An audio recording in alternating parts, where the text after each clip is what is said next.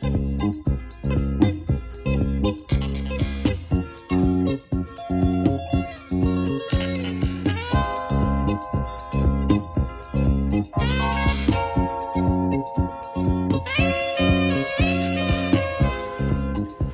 Doctora Topo es un proyecto financiado por el programa Ciencia Pública del Ministerio de Ciencia, Tecnología, Conocimiento e Innovación. Hola, les damos la bienvenida a este nuevo programa radial llamado La Doctora Topo, una conversación creada para personas mayores.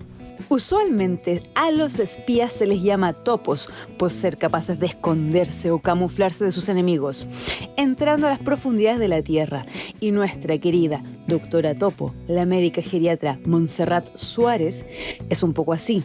Se inmiscuirá a través de la radio en sus hogares para conocer cómo está su salud y cómo podemos ayudarles a través de este programa.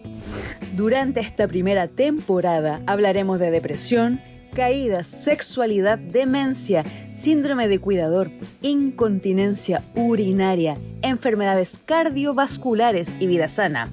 Así que no se despegue, suba el volumen que ya partimos. ¿Cómo están, queridas y queridos auditores? Les damos la bienvenida a un nuevo capítulo de La Doctora Topo. Recuerden que todos nuestros capítulos los pueden escuchar en el 107.5 FM Radio Perla de Ranquil y en el 95.1 FM de la Radio Universidad de Concepción, además de nuestro canal de YouTube La Doctora Topo. Mi nombre es Montserrat Quesada, soy periodista y junto a la médica geriatra Montserrat Suárez, nuestra querida doctora Topo, tendremos el gusto de acompañarles durante la próxima media hora. Hoy vamos a conversar sobre una enfermedad que muchos hemos escuchado, que nos genera tanto miedo por el gran componente emocional que tiene que casi que preferimos no saber ni pensar en ella siquiera. Se trata de demencias, el temor a no estar más presentes. Solo imaginarnos no reconocer a nuestros hijos o que nuestros padres no nos reconozcan nos genera mucha angustia. Por eso estamos aquí hoy, para conversar sobre este tema y así, si nos toca, no sentirnos tan perdidos. Hola, Monse. Como siempre, un gustazo estar acá con un nuevo tema. Bueno, toda la razón con tus palabras de apertura. Puede ser una enfermedad, la verdad, devastadora. Pero no olvidemos que para eso estamos acá, para informar, para resolver dudas, dar consejos sobre cuidados, alertar sobre signos de alarma y sobre todo pasar un rato agradable informando a nuestros auditores. Así es, mi queridísima doctora Topo. Por lo mismo, pongámonos las pilas y de una partamos por lo básico. ¿Qué son las demencias? Bueno, la palabra demencia viene del latín dementis, es decir, fuera del control de la mente. Y es una serie de síntomas que se deben a pérdida de las funciones cerebrales principalmente, que se mantiene en el tiempo y que puede progresar y empeorar hasta llegar a interferir con las actividades más cotidianas de una persona. Es importante destacar que no todos los síntomas de pérdida de memoria se deben a una demencia, ya que existen algunas situaciones que generan cuadros con características de demencia, pero que son causas tratables y que se pueden revertir. Por eso es que muchas veces hay que estudiar por diferentes especialistas estos síntomas, entre ellos geriatras, neurólogos, psiquiatras, y llegar en conjunto a un diagnóstico. Como que a uno le da la sensación de que ahora esta enfermedad como que se ve mucho más. ¿Qué tan frecuente es realmente? Bueno, según la guía del Plan de Demencia del 2017 de Chile, se estima que 1 de cada 100 personas de la población total del país presenta algún tipo de demencia. O sea, igual frecuente, concentrándose fuertemente en las edades más avanzadas de la edad.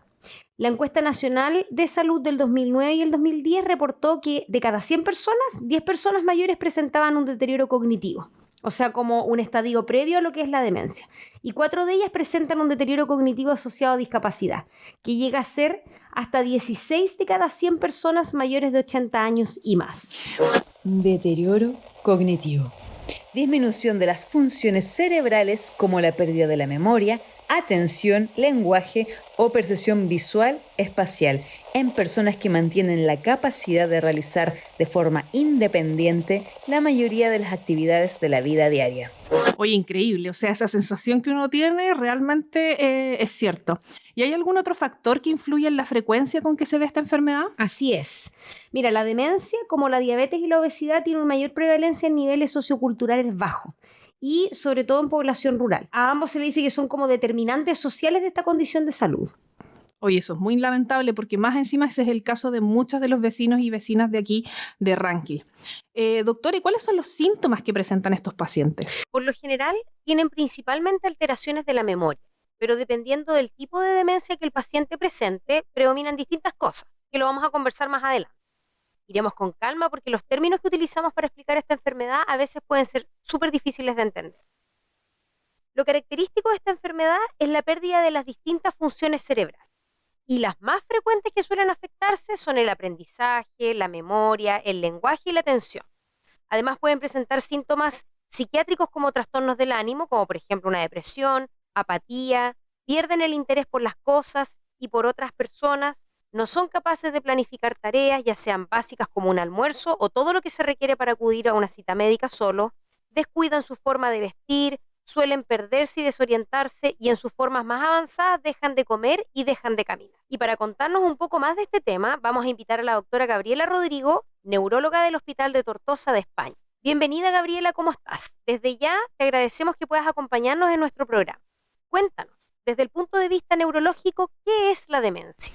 La demencia es la etapa final de una serie de cambios en que se deterioran las funciones cerebrales más importantes de una persona, que son aquellas que le permiten mantenerse funcionalmente independiente en las actividades del día a día. Pero previo a esto, la mayoría de los pacientes tiene un deterioro cognitivo leve o moderado, es decir, presentan una serie de síntomas que pueden ser objetivados tanto por el propio paciente como por su entorno más cercano y que con el tiempo, si son frecuentes, pueden progresar a una demencia. Dentro de esto, hay que tener en cuenta los más frecuentes, que son la dificultad para mantener la atención, la pérdida de memoria reciente, la desorientación temporal o espacial y alteraciones del lenguaje como la anomia o dificultad para recordar el nombre de objetos cotidianos. Para contarles a nuestros auditores, ¿por qué es importante el tipo de demencia que tiene el paciente, doctora?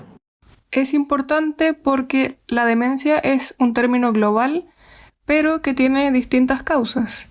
Si bien no son la mayoría, hay algunas que sí que son tratables y potencialmente reversibles. En cambio hay otras, sobre todo las neurodegenerativas, como la enfermedad de Alzheimer, que tienen peor pronóstico, progresan con el tiempo y para las cuales hasta la fecha no hay un tratamiento curativo. De ahí la importancia de intentar determinar cuál es el tipo de demencia que tiene un paciente. Enfermedades neurodegenerativas. Grupo de enfermedades cerebrales con manifestaciones clínicas muy diversas. Estas pueden afectar al movimiento, el lenguaje, la memoria, el razonamiento y muchas otras capacidades que derivan en una progresiva pérdida de la autonomía. Igual es un escenario más o menos nomás, sobre todo en el caso de las demencias neurodegenerativas que mencionó la doctora Rodrigo. La verdad, Monse, es una realidad desoladora. Porque aún a pesar de todos los esfuerzos que se está haciendo con la comunidad científica, la enfermedad de Alzheimer, que a todo esto más o menos corresponde al 80% de todas las demencias, o sea, súper frecuente, no se ha encontrado la cura definitiva aún. Y por eso es tan importante prevenir las que se puedan prevenir. Por ejemplo, la demencia vascular.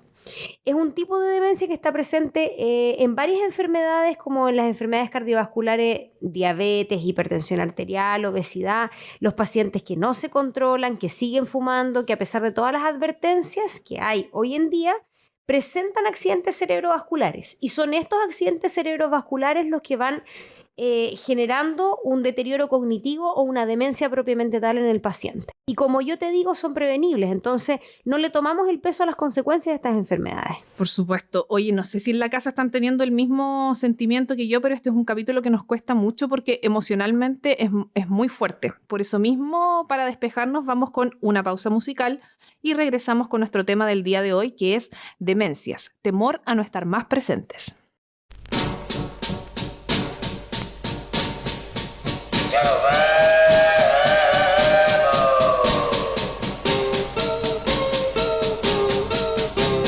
Yo me voy en el último tren, ya está por salir, vamos al andén.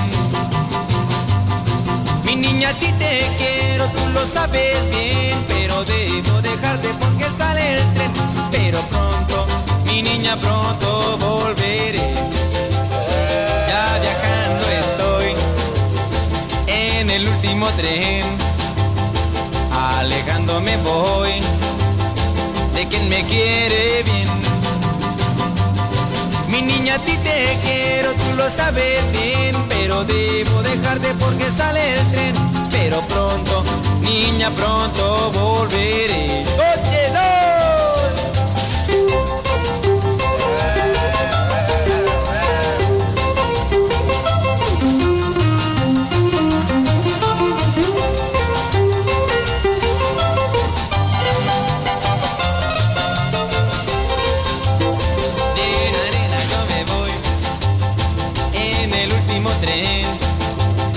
Ya está por salir, vamos al andén. Mi niña, a ti te quiero, tú lo sabes bien, pero debo dejarte porque sale el tren. Pero pronto, mi niña, pronto volveré.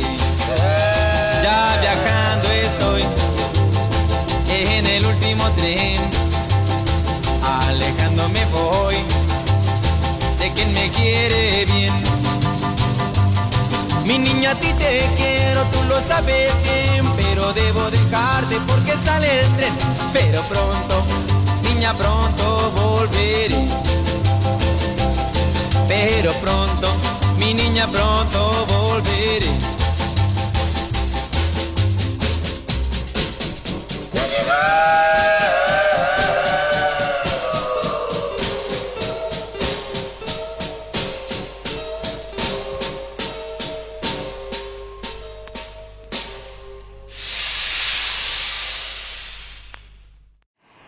Y esperamos que hayan disfrutado de este gran tema. Seguimos conversando en su programa radial favorito, La Doctora Topo, acerca de demencias, el temor a dejar de estar presentes.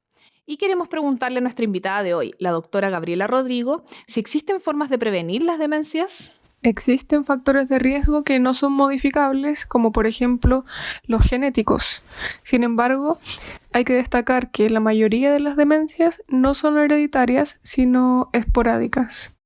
Existe una serie de cambios del estilo de vida que pueden disminuir el riesgo de desarrollar una demencia, entre las cuales encontramos el adecuado control de las enfermedades crónicas como la diabetes y la hipertensión, evitar el tabaquismo y la inactividad física, seguir una dieta saludable de preferencia mediterránea y evitar la obesidad, y finalmente, el más importante de todos, especialmente en los adultos mayores, es evitar el aislamiento social y promover la estimulación cognitiva con actividades como leer, hacer deporte o desarrollar hobbies grupales o individuales. Por último, también es importante corregir los déficits auditivos o visuales que dificultan aún más la correcta integración de un adulto mayor con su entorno, así como también los trastornos del ánimo, conductuales o del sueño. Muchas gracias por la intervención de nuestra invitada del día de hoy, la neuróloga Gabriela Rodríguez. Excelentes recomendaciones, sobre todo porque son las mismas que previenen muchísimas otras enfermedades, como las cardiovasculares, distintos tipos de cáncer, etc. A veces nos cuesta adoptar o cambiar nuestro estilo de vida, pero cuando tenemos presente la cantidad de enfermedades que podemos prevenir, nos inspiramos mucho más para lograrlo. Bueno, has dado en un punto clave de la medicina. Realmente el cambio de estilo de vida, que implica comer saludable, hacer ejercicio, dejar el cigarro, entre otros, tiene un impacto en todas las enfermedades que nosotros conocemos, no solamente la demencia. Pero lo difícil es lograr este cambio en las personas, lo que no significa que haya que rendirse y no recomendarlo, por supuesto. ¿Y qué tan frecuente es que estos pacientes efectivamente lleguen a una consulta con un geriatra, por ejemplo? Muy frecuente, Monse. Mira, siempre hay escenarios distintos. A veces llega una persona que te dice, doctora, creo que tengo demencia porque se me olvidan las cosas. Difícilmente se trata realmente de una demencia si llega la misma persona como con la inquietud. Pero es distinto cuando tú ves que el paciente viene acompañado por un familiar y te dice, mira, sabes, doctora, se le olvida todo, el otro día se perdió, el paciente te lo niega, es como otro escenario. Entonces ya la primera impresión te da como una idea de lo que estás enfrentando. igual es un proceso largo para llegar al diagnóstico. Eventualmente necesitas al menos 1 hora para hacer una buena anamnesis, un examen físico, aplicar algunos test, y eso solamente es la parte médica, pero tiene que complementarse muchas veces con exámenes de sangre, con alguna imagen, como en el escenario ideal, una resonancia magnética cerebral. Requiere una evaluación de neuropsicóloga que también aplica los test, entre un montón de otras cosas. Es importante, como decía mi colega, detectar estas causas de demencia que a veces pueden ser reversibles y después tratarlas. Anamnesis. Información recopilada por un especialista de salud mediante preguntas específicas para obtener datos útiles y elaborar información valiosa para formular el diagnóstico y tratar al paciente. ¿Puedes contarnos algunos casos de pacientes con diferentes tipos de demencia como para conocerlos? Mira, así como pensando, recuerdo una paciente que venía acompañada de su hijo y me cuenta desde que desde que había muerto el esposo ella había empezado a olvidar las cosas. Como que cuenta ese hito como inicio de. Y además dejó de interesarse por las cosas que antes le gustaba. Y la verdad que cuando le apliqué los test no eran tan concordantes con una demencia, y haciendo una buena anamnesis me di cuenta que la paciente tenía una depresión severa por el duelo no resuelto. Así que inicié tratamiento con antidepresivos, la empecé a controlar periódicamente y a los 6 meses ya ella era otra persona. Ese, por ejemplo, es un ejemplo de algo que uno puede corregir. Me acuerdo de otro caso de un paciente que me llegó que en cosa de meses se le empezaron a olvidar las cosas. La marcha empezó a ser como media inestable, se estaba cayendo, había tenido como 3 o 4 caídas, además presentó incontinencia de orina y algunas otras cosas que me relató la familiar. Le solicité un escáner de cerebro y resulta que tenía una enfermedad que se llama hidrocefalia normotensiva, ¿ya? Y la verdad que esa es una enfermedad con varias características, pero que a través de un procedimiento se pudo corregir todo lo que le estaba pasando y además logró de a poco volver al basal que tenía antes. Y así como ese, muchos casos. También recuerdo una paciente de 50 años que era totalmente independiente, súper joven, tenía un trabajo espectacular, tenía un alto cargo en la empresa, era gerente, y lo trae su hija que estaba súper preocupado porque había tenido muchos problemas en el trabajo. Le decían que era media inadecuada en las reuniones, que era bien grosera con los colegas, que antes no lo era, y había tenido algunos comportamientos hipersexualizados en una reunión, así que como su jefe la contactó a la hija, ¿ya? Además, preguntándole bien dirigido, me decía que estaba como fija en hacer ciertas actividades, estaba un poco reiterativa, compulsiva y algunas otras cosas más. Finalmente, después de varios estudios, logramos llegar al diagnóstico y lo que ella presentaba era una demencia frontotemporal, que es otro tipo de demencia que no es tan frecuente como el Alzheimer, que responde muy mal al tratamiento en general, ¿ya? Y es súper invalidante y difícil de manejar por los familiares. Entonces, como te digo, ahí tienes 3 ejemplos y son distintos tipos de demencia e importan para ver qué tipo de tratamiento le vamos a dar al paciente. Y me imagino lo difícil que debe ser estar al cuidado de una persona con demencia. O sea, de hecho, tengo 2 casos de familiares muy cercanos. Es muy triste, muy agotador. Así que un saludo para ellas. Sin duda, Monse. Bueno, para cambiar un poco el tono de la conversación, que por supuesto, como les decíamos, esta es una enfermedad que tiene un componente emocional muy fuerte. Así que vamos con una de las secciones más entretenidas de nuestro podcast, que es la cápsula de la inspiración. Una investigación publicada en la revista de la Sociedad Norteamericana de Menopausia sugirió que el baile puede disminuir los niveles de colesterol, mejorar el estado físico y la composición corporal de las mujeres posmenopáusicas. Se estudió una muestra de 36 mujeres que bailaron 1 hora 3 veces por semana por 4 meses y se vieron todos estos beneficios. Si bien es una pequeña muestra, no hay duda de que además bailar mejora el ánimo y nos hace disfrutar, con poco riesgo de lesiones físicas asociadas, y es algo que se puede hacer desde sus casas. Por lo tanto, si estás al cuidado de alguien, puedes encontrar un momento para poner tu música preferida, subir el volumen y bailar como mejor te parezca. Recuerden, el estudio se hizo mujeres, pero no quiere decir que los hombres no puedan ver sus beneficios. A bailar se ha dicho. Y luego de esta tremenda cápsula y de paso recomendarles bailar lo que más puedan, me gustaría preguntarle a nuestra doctora Topo si existen algunas formas de tratar la demencia en casa. Mira, más que alguna forma de tratar la demencia, existen muchas medidas como para poder contener a la persona o mantenerla con una rutina para que pueda pasar un día lo más estable posible. Mira, no debemos olvidarnos que por mucho que la persona ya no sea la misma, no nos reconozca, es que en algún minuto nosotros nos vinculamos con ella y tenemos alguna forma de calmarla, de contenerla, de darle alguna palabra que le genere tranquilidad. Yo lo que aconsejo siempre es generar una rutina simple, hacer una rutina, ¿ya? Orientarla lo más posible en cuanto al lugar donde está, el día que es, la hora, hablar con esa persona, preguntarle si es que hay algún tema que desea hablar. La idea es tratar de preservar las actividades lo más que uno pueda. Entonces, si el paciente, por ejemplo, no puede elegir la ropa, al menos uno elegirla y dejarlo que él se vista con alguna supervisión. Siempre aconsejo que en realidad la gente no debería contradecir, eso es súper clave, ¿ya? Porque en realidad solo genera frustración para la persona que está con el paciente al cuidado. Tratar de ayudar con la pérdida de memoria, tratar de explicar las cosas simples, ir realizando tareas de acuerdo al avance de la enfermedad. Por ejemplo, si es que pueden hacer algunas tareas básicas de la cocina, algo de limpieza. Lo importante es no anularlos, permitirle que realicen alguna actividad estimulante que ellos puedan disfrutar. Pueden hacer, por ejemplo, algún trabajo manual, algo con algún tejido, alguna tarea en el jardín, preocuparse de regar las plantas. Mira, en fin, tratar en lo posible de integrarlos en una rutina dependiendo de las capacidades que ellos vayan teniendo. Obviamente que a medida que va pasando el tiempo puede que sea más difícil que colaboren porque ya no van a tener tanto interés o a lo mejor van a perder algún tipo de capacidad para hacer alguna actividad. He escuchado y también se han visto videos y todo de que las personas tienen más intacta su memoria como cuando eran más jóvenes, ¿es verdad? Efectivamente, lo que pasa es que la primera memoria que se pierde es un poco más la que es a corto plazo, ¿ya? Pero eventualmente igual la memoria remota se pierde, ¿ya?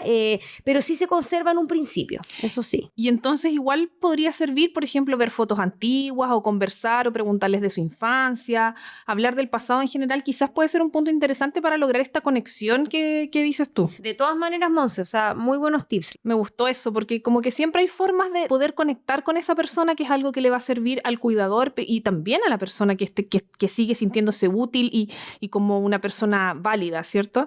Así que con ese mensaje un poco más esperanzador los dejamos con la segunda pausa musical. No se despegue, que ya volvemos.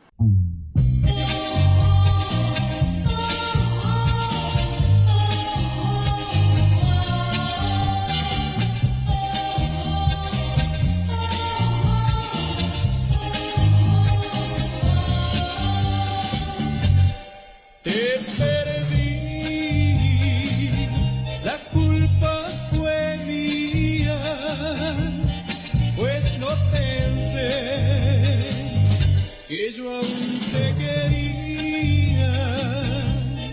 Te perdí y no debo llorar, porque sé que jamás a mi vida volverá. Yo nunca pude imaginar que tanto me iba a enamorar, pero te perdí, la culpa fue mía, pues no pensé que yo aún te quería.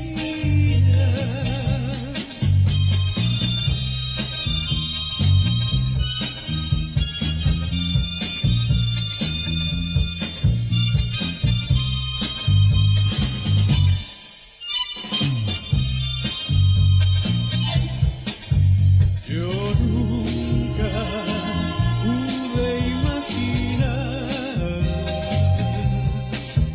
que tanto me iba a enamorar, pero te perdí, la culpa fue mía, pues no pensé que yo aún te quería.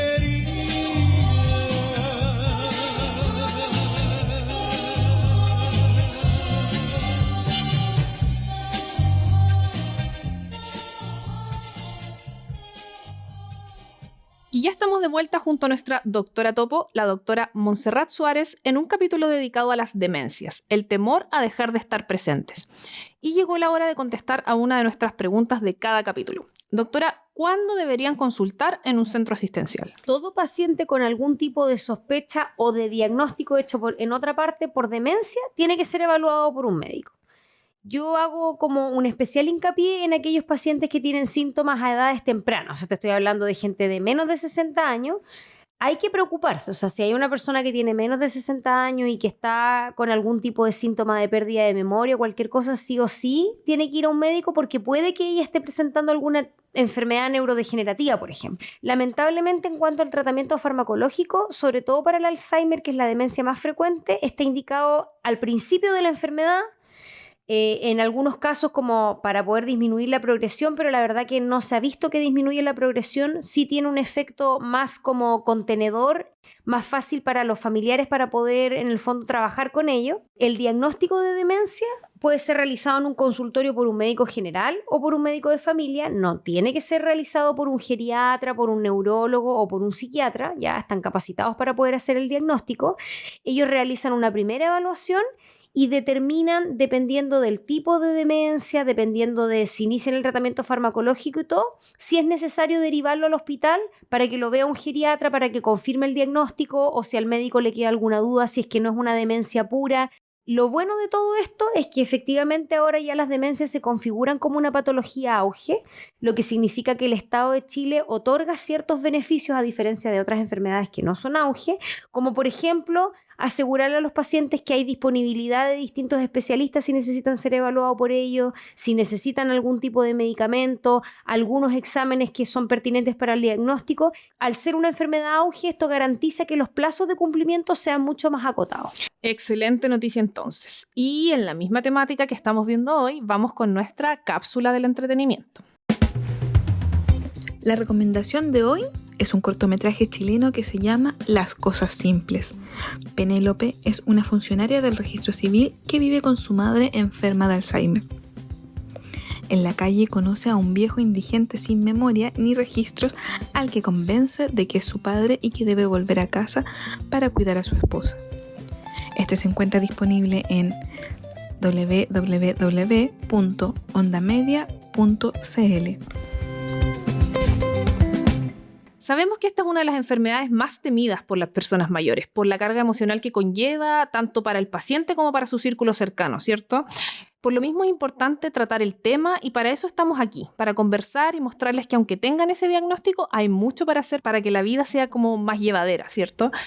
También les contamos que el próximo capítulo estará dedicado a un tema muy cercano a este, que tiene que ver con las consecuencias de cuidar a alguien con una enfermedad como Alzheimer, con una discapacidad, etc. Nos referimos al síndrome del cuidador, así que no se lo pierdan. A mí me gustaría agregar con respecto al tema algunos consejos dirigidos, en este caso más para los cuidadores, porque seguro muchos de ellos nos están escuchando. Tomar las decisiones sobre la atención médica de alguien que ya no lo va a poder hacer por su cuenta puede ser súper agobiante. Por eso es importante planificar algo que nosotros le llamamos en geriatría directivas anticipadas. Esto lo que hace en realidad es ayudar a planificar el futuro. Legalmente esto no se puede hacer en Chile, o sea, nadie puede dejar escrito lo que quieren hacer con él y después respetarlo, digamos, legalmente, claro. Pero esto es algo que yo invito a que las familias conversen con sus familiares, ¿ya? Y la idea es iniciar estas conversaciones sabiendo cuando ellos todavía tienen algo de participación o todavía no tienen una demencia propiamente tal avanzada que interfiera para tomar algunas decisiones. Entonces, lo bueno igual es considerar asuntos no solamente médicos, sino que también legales, financieros, saber si es que ponerse de acuerdo con los hermanos, con los mismos pacientes, si es que efectivamente van a querer una atención en el hogar a largo plazo. Yo siempre aconsejo que uno aprenda sobre la enfermedad del ser querido desde un principio, que haga las preguntas que corresponde, porque así uno sabe lo que puede esperar a medida que va avanzando esta enfermedad y cuáles son las cosas que nosotros podemos hacer. Directivas anticipadas o directriz anticipada. Es un documento con valor legal que le permite indicar qué forma de tratamiento médico no desea recibir cuando ya no esté en condiciones de hablar por sí mismo. También le permite indicar quién decidirá por usted cuando usted no lo pueda hacer. Y me quedé pensando también en lo que mencionaste con respecto a que las etapas más avanzadas pueden dejar de comer y caminar. ¿Qué hacer en esos casos como tan dramáticos? Es súper difícil cuando llegamos a ese punto. Es difícil como determinar qué hacer cuando no ha habido un acompañamiento correcto con el equipo de salud. Esta es una enfermedad que te da tiempo, más o menos tienen una sobrevida que va desde los 5 años hasta los 14, 13, 12 años, algunas estadísticas, en las que son como más de tipo Alzheimer, las que son como más rápidamente progresivas o en personas menores es distinto, pero te da un tiempo que te permite, digamos, preparar a la familia con el equipo de salud.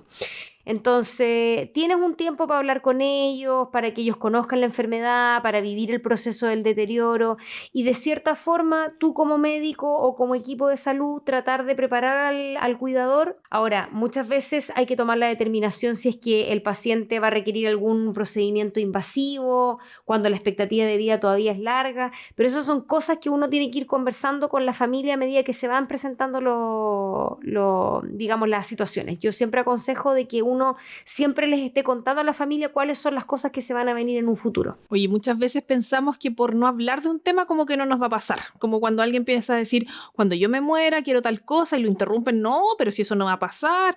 Pero la verdad es que es la única certeza que tenemos, que nos vamos a morir. Así que con eso a nuestro favor, atrévanse a conversar en familia para saber qué quiere cada uno y respetar esa decisión.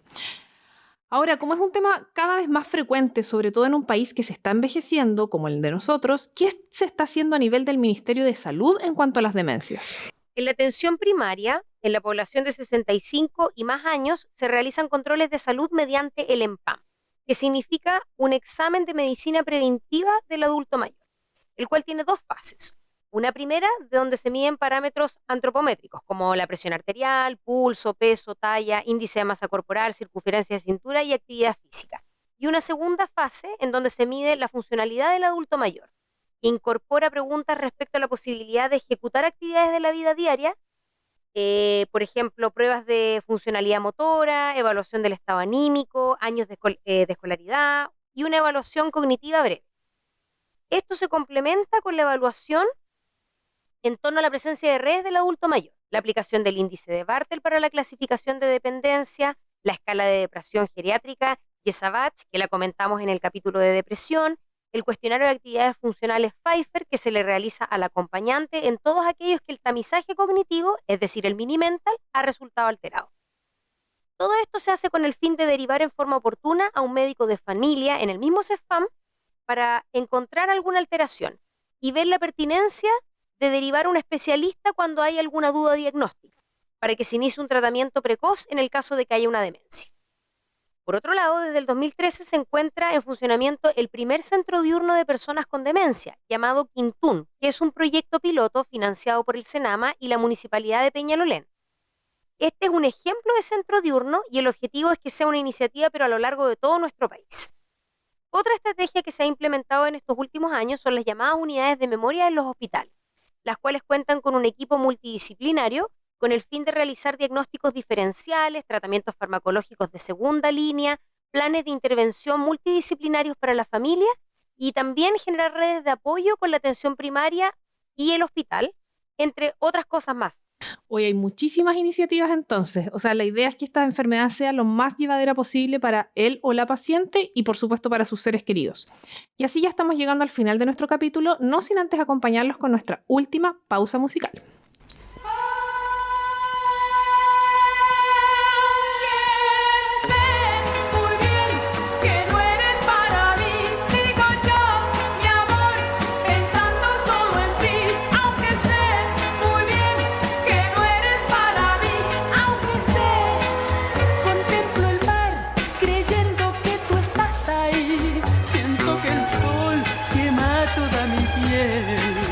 Esperando que